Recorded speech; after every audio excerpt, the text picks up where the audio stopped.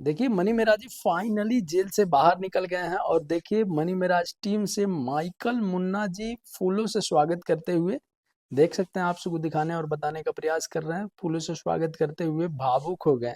भावुक किस तरीके से हुए हैं देखिए, आप सबको वीडियो में दिखा रहे हैं। और देखिए आज जो है मनी मेराज जी आज जेल से फाइनली बाहर आ गए हैं। तो इसके लिए बहुत बहुत धन्यवाद कि आप लोग इतने दिन से जो है इंतजार बनाए हुए रहे थे कि मनी मेराज जी कब आएंगे कब आएंगे। तो फाइनली जो है मनी मेराज जी निकल गए हैं आज। बहुत ही खुश हैं हम। और आप सब कितने खुश हैं कमेंट बॉक्स में ज़रूर बताइए। और ज़्यादा से ज़्यादा इस वीडियो को शेयर कर दीजिए ताकि और लोग देखें जाने कि आज जो है मनी मेराज जी फाइनली निकल गए हैं जेल से। आज फिर से तांडव मचेगी, फिर से तहलका मचेगी।